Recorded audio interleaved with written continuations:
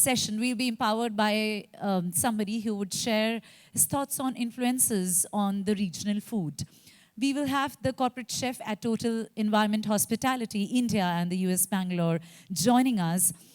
Well, the one who's awarded the Fine Chef of the Year in the Times Food and Nightlife Awards, the one who has served as the executive chef for the Park Group of Hotels for 9 years. Ladies and gentlemen, please welcome the magnificent Chef Mandaar Suktankar on the stage with a good roaring round of applause, as we say. Chef Mandaar, thank you very, very much. We're trying to speed it up, but I'm sure you'll add so much value today. Thank you. Good afternoon, everybody. Very good afternoon to our esteemed guests, the chief guests, the presidium of TCA, and all the young chefs, the aspiring chefs here. Hearty congratulations to TCA on their 5th anniversary. You know, one of the things that crossed my mind was when we were young chefs and we looked for inspiration, we always looked up to our seniors, and we were always waiting for a pat on the back where they would say, you know, job well done, or, you know, give us that kind of encouragement. Now at the level that we are in, where we are leading our teams, we are the ones who are actually giving all that encouragement to the youngsters. But every now and then, each one of us needs some kind of inspiration and some kind of motivation. And I want to thank TCA for that, because every year they decide to call me over here and get me to speak to all of you. That's very, very motivating. Sometimes it's very challenging as well, but it's very motivating. So big hello to all of you.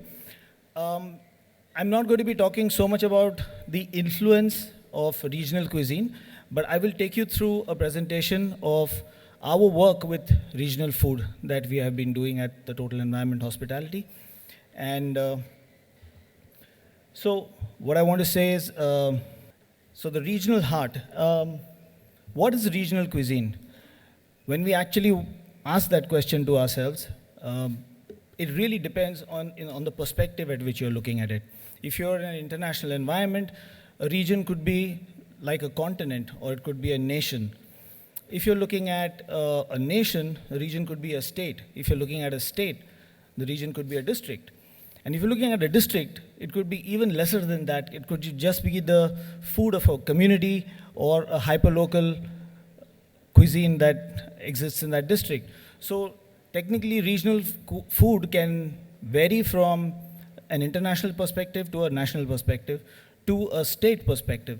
So the one that I'm going to be talking about today is the cuisine of the states of India. And in particular, I'll talk about the cuisine of Karnataka, because that is the one that we have researched well enough for our restaurant, which is called Uta, and that's in Whitefield in Bangalore. You know, a simple question comes to our mind: what can regional cuisine teach us? Now, ethnic cuisines reflect a region's diverse traditions, ethnicities, and food cultures. And also it helps us to understand the link between food and the dietary environment, local procurement systems, traditions, cultures, societal bonding, and the economy. How do we understand and study regional cuisine? A little bit of how we've gone about that. The first thing is by studying the food of the region. And the example is the food of a state, the eating habits, the use of ingredients.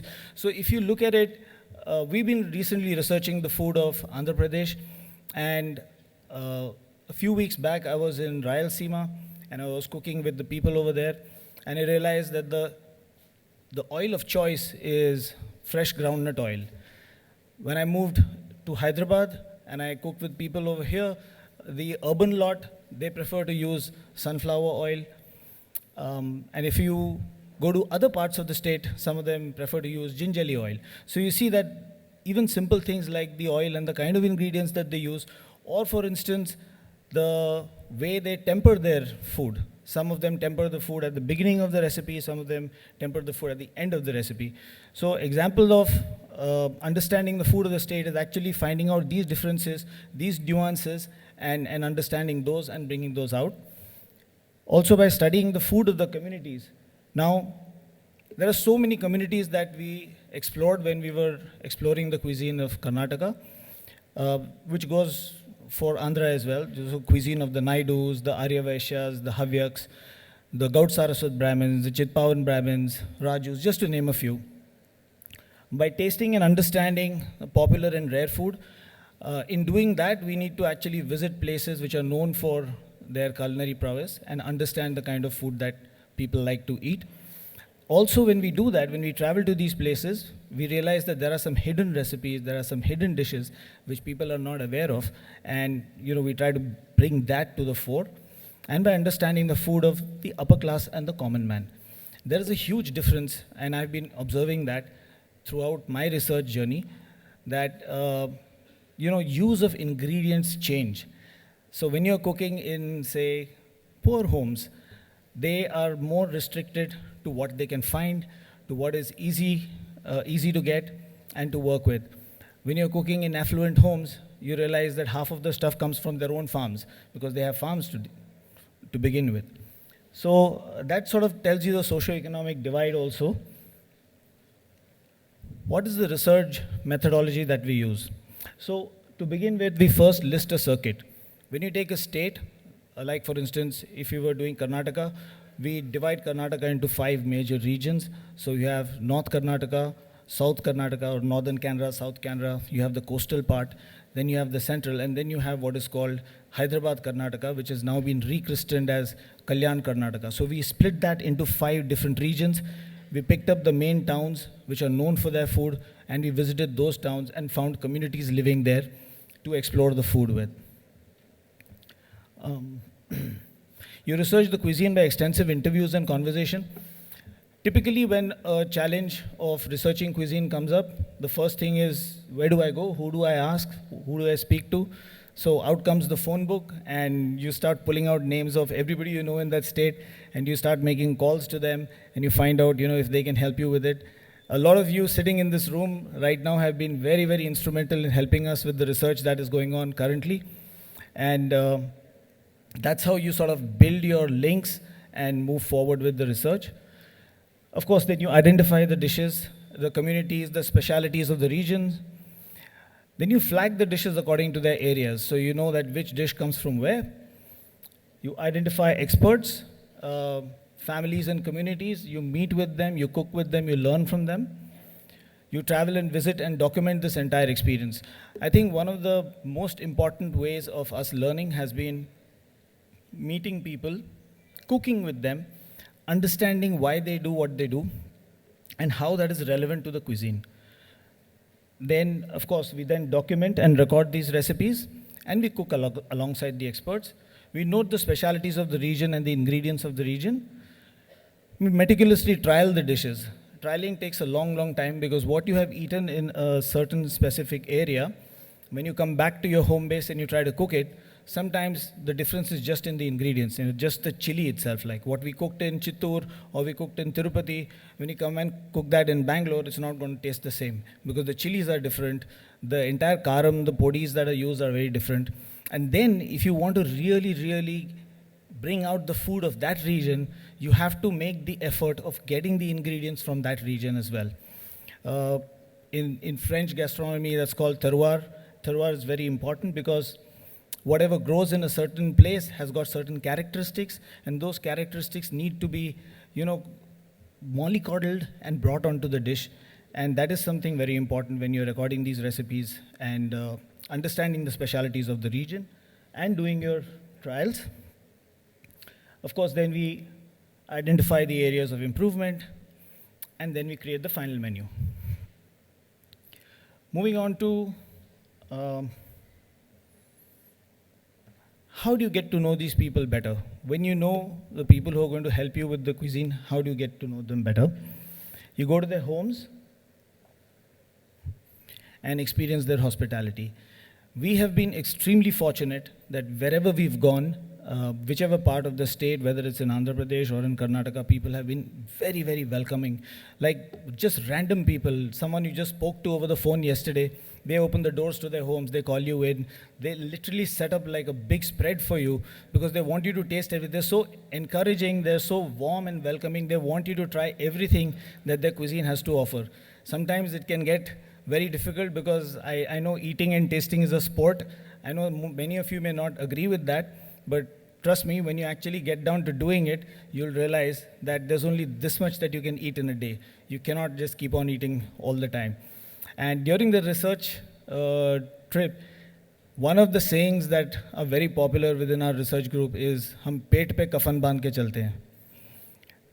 Basically means that we are resigned to the fact that we are going to be in trouble for eating so much. There have been occasions where we've been eating 3 breakfasts, 3 lunches, and 3 dinners with snacks put in between and a lot of drinks to go along with it. So it's crazy amount of eating. You need to really understand how to go about that. The other part is to hear their stories and live their lives. When we have these discussions with people in their homes, we hear all about the food, how it was for their grandparents, where they learned it from, what is the heritage, what is the tradition, how it's been coming down. In fact, 2 days back, I was at someone's home and we were trying food, and there were like 7 dishes, and I started off with the wrong 4 dishes at the beginning. So they told me, no, you can't start like this. You have to have this and this first. So there is a sequence to eating, and many times we are ignorant when we go there and try to do the sampling. We're just so eager to start eating that we miss the fact that there might be a sequence involved. Then, of course, you live their experiences, eat their food, you cook with them, share your own stories, because that's how the exchange of energies happen. And I personally feel that a personal experience will always hold deeper connect over impersonal knowledge. By that I mean that if you have actually experienced something, your understanding of that situation is going to be far deeper than the fact that you've read a book or you've seen something on the TV or you've seen something on an Instagram reel or something like that. And with this profound truth in mind, we set out to start Uta Bangalore. Let me tell you the story about Uta Bangalore. It was conceived in 2014. We felt that the state capital did not have a restaurant that covered the cuisine of the state in its entirety. So Bangalore had many different kinds of restaurants. You would find a place where you could go and eat Gouda cuisine. You would find a place where you could go and eat Coorg cuisine.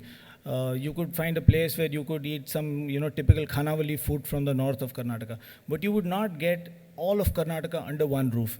And that was the intention, that the state cuisine needs to be represented all together in one place. And that's how Uta was conceived in 2014.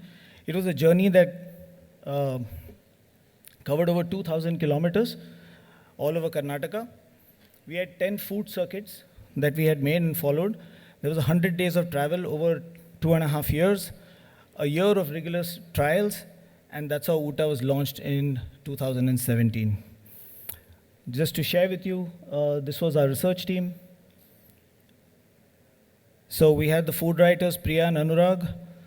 We had extremely talented Chef Suresh Venkatraman. He now heads our restaurant in Dallas, in Texas. And of course, there was Chef Manjeet Singh, who was a freelance consultant chef who worked with us, largely responsible for doing all the research and finding out where to eat, what to eat, and also, liaising with the local people. So through our research, we realized that Karnataka is a treasure trove of special ingredients. What are these ingredients? I'm just going to list a few because the list is kind of endless. So onions from Kumta. I don't know if you've ever had the opportunity to try them. Onions from Kumta is beautiful, sweet. They're amazing to put into salads and just eat raw. Tur dal from Kalburgi is known, very, very known, very popular, very famous. The cucumber from Dharwad is unlike any other cucumber that we've ever had before because it's rarely ever bitter. It's never bitter. So, we all are used to finding these cucumbers. We cut the top and we rub it and we try to get the bitterness out and all. This cucumber is never bitter. It's just sweet. It's beautiful. The Mattugulla aubergine from Udupi. It's a GI tagged ingredient. And we make sure that when we use this in our salads in the restaurant, we make sure that we get the Mattugulla from Udupi and we don't use just any other aubergine and try and make a salad. Pineapples from Banvasi, sea salt from Sanikatta. So here's the other thing about these ingredients. Sometimes you realize that, once you start using it, you figure out ways of using it. Now, sea salt in Sanikatta is actually dried in salt beds, and it has a lot of mud in it. So whenever we try to add it to the food would get muddy, or you get pieces of mud in your mouth when you're eating. We had to figure out a way of using the sea salt because we wanted to use it because it was a traditional ingredient. And how do you go about it? So then we decided that we're going to dissolve the sea salt into water, create a brine, and super strain it, and get that brine extract and use that in the dishes. So that's how we worked our way around that. Then the Bannur sheep is very famous because it's got a fat bottom. It's like the fat bottom sheep that you find in the north. Chilies from Bedgi. Everybody, I think, is pretty familiar about that. Up till 4 weeks back, this was my main chili that I used to talk about, is chilies from Bedgi. Now I talk about Andhra Karam, Guntur Karam, and I'm learning all about the new chilies in Andhra Pradesh because Andhra Pradesh is just like opened a big door, hall full of chilies for me. Bananas from Nanjangud, oranges from Ooty, and Paringi Malu, which is also known as Kandhari, the Kandhari chili, or the bird's eye chili. Surprisingly, I found this chili being used in Koot cuisine when they do the pork pandi curry, and I also find this chili being used in papads in Srikakulam in Andhra Pradesh. So there is some relationship in how ingredients move, and it tells us more about the history of food. And then, of course, pomelos from Devanhalli near Bangalore. Aside from special ingredients, we also realized that Karnataka has a bunch of fabulous dishes also. Let's see what those are. Bene dosa from Davangere, Mandaki Mensankai, which is chili, batter fried and served with like a poha, tossed poha. The Mysore masala dosa, pandi curry, kadambattu, paputtu, nuputtu, all sorts of variations of core cuisine. Mangalore fish curry, raki mudde and bassaru. Enne badnekai, which is the aubergine dish from North Karnataka, which is traditionally enjoyed with jalad roti. Kotte kadbu and mude idli, very different kinds of idlis, We've been used to eating idlis in the normal idli that we go and eat in any Udupi or a Darshini also. These ones are steamed in jackfruit leaves or screw pine leaf, and the proportion of rice to urad dal also changes. So that also tells us how, people view food and how the recipes are designed and cooked. So Mulbagal dosa, relatively less famous, but famous nonetheless. I think it's about 120 kilometers drive outside of Bangalore, and people actually drive up there every weekend to go and eat that dosa. It's the only dosa that I've seen which has got like a side edge and it folds over. Then Maddur Vade, famous from the town of Maddur. Pineapple Goju. Mysore Pak, of course, I'm sure everyone has heard of it. Belgaum Kardan, that's from the town that I come from. And Dharwad Peda, I'm just listing just a few ones that came top of the mind. So, what did our quest lead to? Now I'll just show you some images of the food that we did in Uta, and that would sort of explain to you how this regional cuisine research resulted in this restaurant. So this is an Annapakshi. The Annapakshi is a mythical bird said to be able to differentiate between water and milk. So between milk and water, if it's mixed, the Annapakshi is a bird that can differentiate that and only drink the milk part. So there's an element of purity in that. And whenever a guest comes to our restaurant, we first provide the Annapakshi with a variety of chutneys and podis as a welcoming gesture to the guest. Let me go back to that last slide. Eleni Rasa and Sol Kadi, these are two drinks. Hesurubele Kosambari, it's a lentil salad. Carrot Kismuri is a carrot salad. Then two types of Naivari and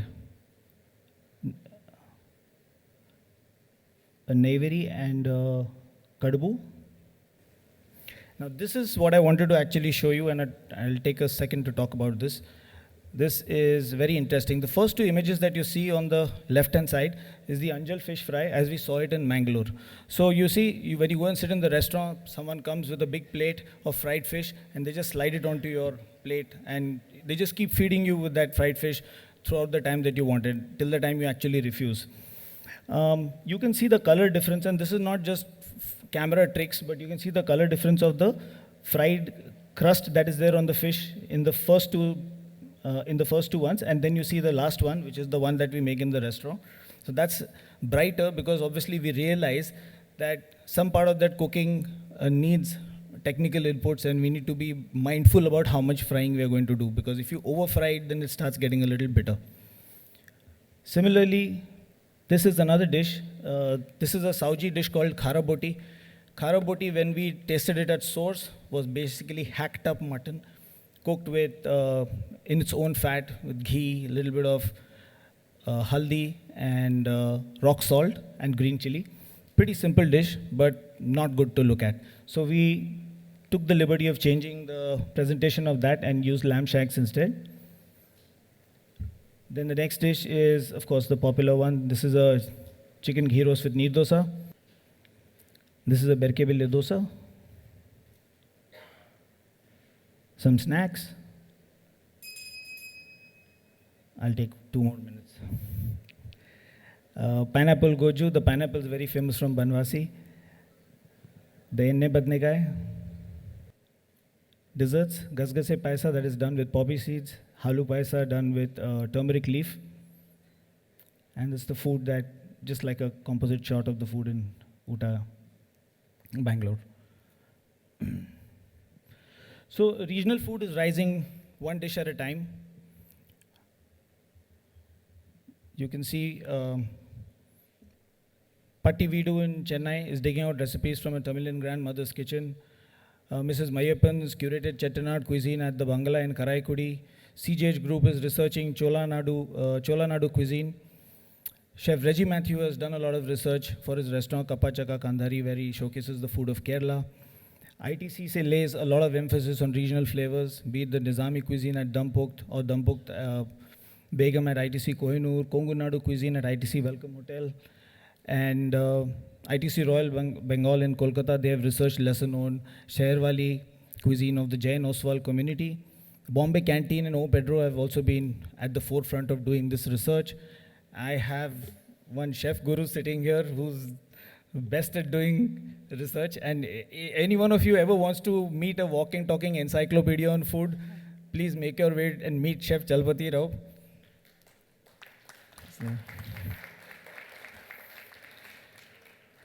So yeah,